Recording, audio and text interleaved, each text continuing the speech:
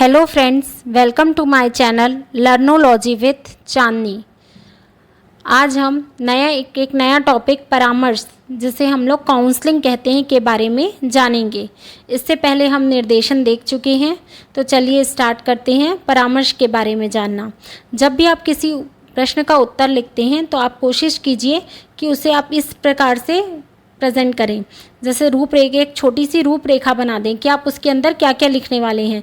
जैसे मैंने इस उत्तर में रूपरेखा में क्या क्या लिखा है: प्रस्तावना, परामर्श का अर्थ एवं परिभाषा, परामर्श की विशेषता, परामर्श की आवश्यकता, परामर्श के विभिन्न उपागम, परामर्श के सिद्धांत, परामर्श के लाभ, उपसंहार, संदर्भित ग्रंथ। तो चलिए स्टार्ट करते हैं हम। सबसे पहले प्रस्तावना। निर्देशन क्या है? एक बहुत व्यापक प्रक्रिया है, लेकिन परामर्श क्या होता है? इसका एक छोटा सा अंग है। परामर्श के बिना क्या होता है? निर्देशन का उद्देश्य पूरा नहीं हो सकता है। जहाँ भी क्या होता है, शिक्षक और छात्र आपस में ज्ञान के आदान प्रदान के लिए एकत्र होते हैं, वहीं पर कुछ समस्याएं जन्म लेने लगती हैं। अब क्या होता है, अब समस्याएं जन्म लिए तो उनका निदान की व्यवस्था भी होनी चाहिए। लेकिन और छात्र को जो समस्याएं होती हैं, उनका शिक्षक क्या करते हैं, समय समय पर समाधान करने का भी प्रयास करते हैं। उनको जितना समझ में आता है वो बिल्कुल कोशिश करते हैं कि वो अपने छात्रों की सहायता कर सकें। और किशोर अवस्था जो होती है, जैसे हमने पढ़ा है कि किशोरावस्था क्या होती है, एक तूफान की अवस्था होती है। ठीक है, उसमें क्या होता है, बच्चों के सामने और विशेष आवश्यकताएं होती हैं और उनको विशेष प्रकार की क्या होती है, परामर्श की आवश्यकता होती है। ठीक है, छात्र को जो है शिक्षक क्या है, समय समय पर किसी न किसी रूप में अपने एक परामर्श देता रहता है। परंतु वर्तमान समय में क्या है, आर्थिक, सामाजिक और नैतिक क्षेत्र क्या हो गए हैं, बहुत बढ़ गए हैं, जिनके कारण इन क्षेत्रों में क्या हो गया है, शिक्षक के पास उतना समय नहीं है कि वो छात्र को पर्सनल बैठकर उतनी सलाह दे पाएँ या उसकी समस्याएं सॉल्व कर पाएँ। इसलिए क्या होता है, परामर्श अत्यंत आवश्यक है। ठीक है, चलिए अब हम लिखते हैं परामर्श का अर्थ एवं परिभाषा।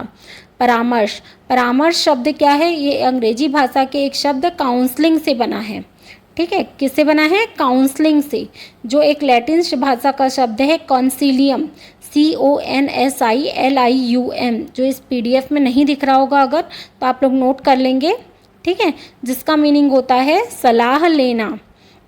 अर्थात हम कह सकते हैं परामर्श एक ऐसी प्रक्रिया है जिसमें परामर्श प्रार्थी अपने से अधिक अनुभवी और योग्य व प्रशिक्षित व्यक्ति के पास जाकर पूछताछ, विचार विमर्श, तर्क वितर्क और विचारों का विनिमय करता है, जिसके बाद वह समस्या के समाधान के योग्य हो जाता है, उसका अधिकतम विकास होता है तथा वह अपना निर्णय स्वयं ले सकने के योग्य हो जाता है। मतलब क्या बोल देंगे अपन, परामर्श प्रार्थी, जो मतलब परामर्श प्रार्थी ऐसे तात्पर्य ऐसे व्यक्ति से होता है जिसको परामर्श की आवश्यकता होती है। जब व्यक्ति के पास कोई समस्या होती है तो वो किसके पास जाएगा, वो एक अनुभवी व्यक्ति के पास जाएगा। ठीक है, जो परामर्शदाता कहते हैं जिसे, ठीक है, वो उसके पास जाता है। वो व्यक्ति क्या करता है, उससे विचार विमर्श करता है, तर्क वितर्क करता है, अपने विचार रखता है, और उसके बाद क्या होता है, वो समस्या समाधान के योग्य बन जाता है। वो उसका मतलब अधिकतम उसका विकास करता है और व्यक्ति क्या करता है, अपना निर्णय स्वयं लेता है। परामर्श शब्द दो व्यक्तियों से मुख्यतः संबंध रखता है। एक होता है परामर्शदाता और दूसरा होता है परामर्श प्रार्थी। परामर्शदाता का अर्थ होता है परामर्श प्रदान करने वाला और परामर्श प्रार्थी का अर्थ होता है परामर्श चाहने वाला। ठीक है, परामर्श चाहने वाले की कुछ समस्याएं होती हैं, मतलब जो परामर्श प्रार्थी होता है आपके, उसके सामने कुछ समस्याएं होती हैं जिनको वह अकेला बिना किसी राय या सुझाव के पूरा नहीं कर सकता है।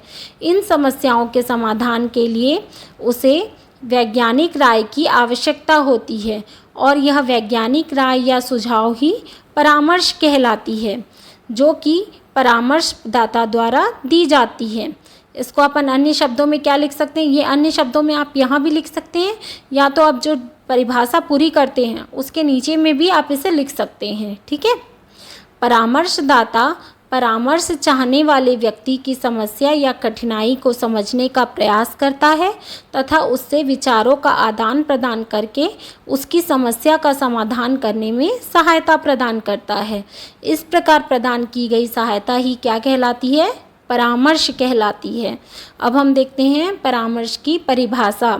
आप कोशिश करेंगे परिभाषा आप 2 से 3 राइटर की ज़रूर ही लिखें। ठीक है, सबसे फर्स्ट देखते हैं वेबस्टर शब्दकोश के अनुसार पूछताछ, पारस्परिक तर्क वितर्क या विचारों का पारस्परिक आदान प्रदान करना ही परामर्श है। मतलब तर्क वितर्क करना, पारस्परिक पूछताछ करना या फिर विचारों का आदान प्रदान करना क्या है? परामर्श है। नेक्स्ट देखते हैं हम डॉक्टर सीताराम जायसवाल के अनुसार निष्कर्षतः यह कहा जा सकता है कि परामर्श का मूल तत्व 2 व्यक्तियों के बीच ऐसा संपर्क है जिसमें एक व्यक्ति दूसरे व्यक्ति को स्वयं को समझने में सहायता देता है। मतलब हम क्या बोल सकते हैं, परामर्श 2 व्यक्तियों के बीच का संपर्क है। परामर्श में कितने व्यक्ति रहेंगे? सिर्फ 2 व्यक्ति ही रहेंगे, जिसमें एक व्यक्ति क्या करता है, दूसरे व्यक्ति को स्वयं को समझने में सहायता प्रदान करता है। मायर्स के अनुसार परामर्श से तात्पर्य 2 व्यक्तियों के संपर्क से है जिनमें एक को किसी प्रकार की सहायता प्रदान की जाती है। आप ध्यान रखेंगे परामर्श में सिर्फ 2 ही व्यक्ति होते हैं, एक परामर्शदाता और एक परामर्श प्रार्थी। इनके बीच क्या होता है, जो एक प्रकार का संपर्क स्थापित होता है जिसमें क्या करता है, जो परामर्शदाता है वो परामर्श प्रार्थी की समस्याओं को का समाधान करने में उसे एक विशेष प्रकार की सहायता प्रदान करता है। नेक्स्ट हम लोग देखते हैं परामर्श की विशेषताएं। अब इसमें क्या क्या विशेषताएं लिख सकते हैं हम? इसमें पहली विशेषता है हमारी, परामर्श में किसी व्यक्ति की समस्याओं का समाधान नहीं किया जाता बल्कि उसे समस्या समाधान करने में सहायता प्रदान की जाती है। निर्देशन में क्या किया जाता था, उसकी समस्या का समाधान भी कर दिया जाता था, लेकिन परामर्श में ऐसा नहीं होता है। परामर्श में क्या किया जाता है, सिर्फ उसकी काउंसलिंग की जाती है कि उसको उसकी जो समस्याएं हैं, उसकी जो योग्यताएं हैं, उसको समझने में उसको सहायता की जाती है और अंत में व्यक्ति क्या करता है, अपनी समस्या का समाधान स्वयं करता है। नेक्स्ट हम देखते हैं परामर्श में केवल 2 व्यक्तियों का संपर्क होता है। यदि 2 या उससे अधिक व्यक्ति शामिल हों तो उसे हम परामर्श नहीं कह सकते। परामर्श में क्या होंगे, सिर्फ 2 व्यक्ति होंगे। यदि 2 से अधिक व्यक्ति होंगे तो उसको हम परामर्श नहीं कहेंगे। परामर्श सलाह देना या निर्णय लेना नहीं है। परामर्श क्या क्या है, सिर्फ एक प्रकार की सहायता प्रदान करना है। परामर्श में आप निर्णय नहीं ले सकते कि तुम ऐसा कर लो, ऐसा करोगे तो ऐसा हो जाएगा, ऐसा नहीं बोल सकते आप सिर्फ एक सलाह देंगे कि आप ऐसा कर सकते हो, आपके में ऐसा योग्यता है, आप ये काम ऐसे कर सकते हो, ऐसा बता सकते हैं सिर्फ। ठीक है, नेक्स्ट पॉइंट देखते हैं परामर्श में व्यक्ति को दी जाने वाली सहायता प्रत्यक्ष सलाह या उपयोगी सूचना प्रदान करते नहीं बल्कि प्रशिक्षित परामर्शदाता के द्वारा व्यक्तिगत रूप से दी जाती है। ठीक है, परामर्श में क्या होता है, व्यक्ति को सहायता प्रत्यक्ष रूप से नहीं दी जाती। ठीक है, लेकिन क्या होता है, इसमें जो प्रशिक्षित परामर्शदाता होते हैं वो व्यक्ति को स्वयं अपने पास बिठाते हैं और उनको व्यक्तिगत रूप से परामर्श प्रदान करते हैं। परामर्श की प्रक्रिया व्यक्तिगत रूप से संपन्न की जाए। परामर्श की प्रक्रिया कैसी होती है, जब 2 व्यक्तियों का संपर्क हो रहा है तो ये कैसी होगी, बट ऑब्वियसली व्यक्तिगत रूप से ही संपन्न होगी।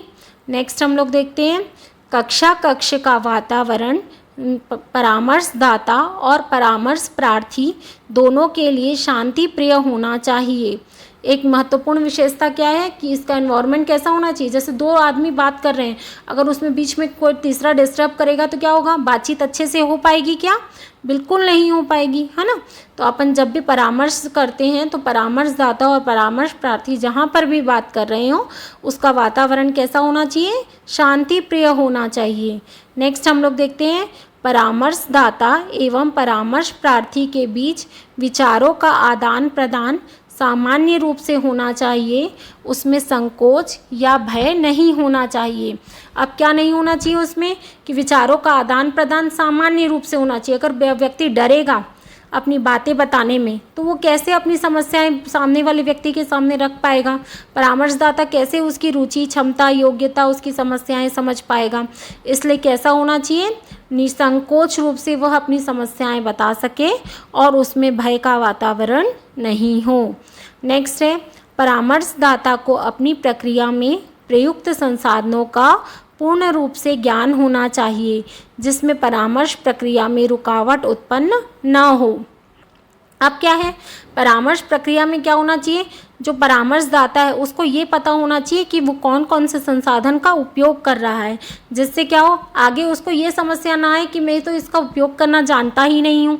ठीक है, उसको कौन कौन से संसाधन उपयोग करने हैं, कैसे अंतिम निष्कर्ष तक पहुँचना है, उसे सब पता होना चाहिए।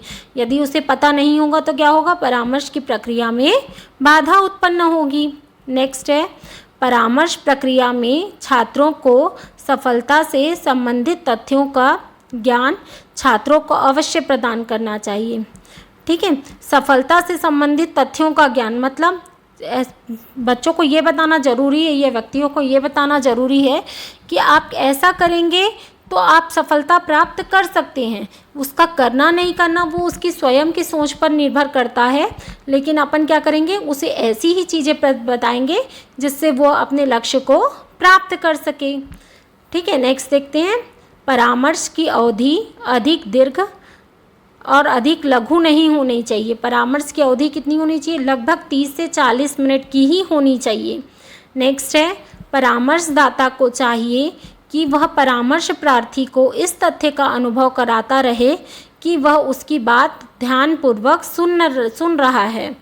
ठीक है, परामर्शदाता को मतलब बीच बीच में उससे प्रश्न पूछने चाहिए ताकि उसको यह पता चल सके कि जो परामर्श प्रार्थी है वो उसकी बात को ध्यानपूर्वक सुन रहा है या नहीं सुन रहा है। कहीं वो एक कान से सुने दूसरे कान से निकाल दिए बोलते हैं ना, वैसा वाला काम तो नहीं कर रहा है। इसलिए क्या करना चाहिए, परामर्श प्रदाता को बीच बीच में प्रश्न पूछते रहने चाहिए। परामर्शदाता एवं परामर्श प्रार्थी के बीच संकोच का वातावरण नहीं होना चाहिए। ये फिर से लगभग वही पॉइंट है कि परामर्शदाता और परामर्श प्रार्थी के बीच क्या नहीं होना चाहिए, डर का, संकोच का, ये सब वातावरण नहीं होना चाहिए। बेहिचक क्या होनी चाहिए, वो अपनी बात, परामर्श प्रार्थी जो है वो अपनी बात परामर्शदाता के सामने रख सके। नेक्स्ट पॉइंट है, परामर्श प्रक्रिया में छात्रों की योग्यता, अभिरुचि एवं बुद्धि आदि के परीक्षण के लिए प्रमाणीकृत परीक्षण का उपयोग किया जाना चाहिए। अब क्या होता है, इसमें छात्रों की योग्यता, रुचि और बुद्धि का परीक्षण किया जाता है, लेकिन ये परीक्षण कैसे किया जाना चाहिए, ये परीक्षण प्रमाणीकृत होने चाहिए। मतलब जो प्रमाणीकृत परीक्षण किसको बोलते हैं, प्रमाणीकृत परीक्षण वे परीक्षण होते हैं जिसमें अपन क्या करते हैं, कुछ निश्चित जो वैज्ञानिक उपकरण हैं जिनकी विश्वसनीयता और वैधता अधिक होती है, ऐसे उपकरणों का प्रयोग करना चाहिए। परामर्श की प्रक्रिया छात्रों में समायोजन की क्षमता तथा विकास योग्यता का विकास करने वाली होनी चाहिए। जब भी आप परामर्श प्रदान करें उससे क्या होना चाहिए, छात्रों में समायोजन की क्षमता और उनकी योग्यता का विकास होना चाहिए। परामर्श प्रक्रिया का आधार छात्रों में विशिष्ट योग्यता का विकास करने वाली होनी चाहिए। अब परामर्श प्रक्रिया का आधार क्या होना चाहिए कि वह छात्रों में विशिष्ट योग्यता का विकास कर सके। नेक्स्ट है, परामर्श मूलतः समस्या परक होता है। परामर्श क्यों दिया जाएगा, जब व्यक्ति को कोई समस्या होगी तभी हम क्या करते हैं, उसको एक परामर्श देते हैं ताकि वह अपनी समस्या का समाधान कर सके। ठीक है, मैंने इसमें 16 पॉइंट्स लिखे हैं, ज़रूरी नहीं है आप भी 16 पॉइंट लिखें, आप 10 पॉइंट भी लिखेंगे तो मोर देन सफिशिएंट है। मैंने ज़्यादा पॉइंट इसलिए बताए हैं ताकि आप बार बार सुनेंगे तो कम से कम 16 में से आपको 5 याद होंगे, 10 याद होंगे, 7 याद होंगे, ऐसे आपको जल्दी याद हो जाएंगे। ठीक है, आगे नेक्स्ट हम लोग वीडियो में देखेंगे परामर्श की आवश्यकता, परामर्श के विभिन्न उपागम,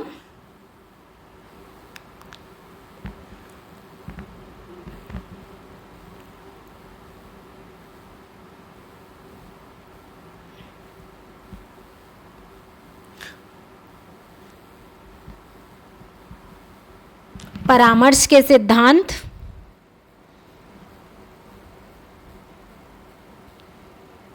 परामर्श के लाभ, उपसंहार और संदर्भित ग्रंथ। मैं आपको नेक्स्ट वीडियो में ये भी बताऊंगी कि संदर्भित ग्रंथ किस प्रकार से लिखा जाता है। ठीक है, चलिए आज के लिए बस इतना ही, मिलते हैं नेक्स्ट वीडियो में, बाय।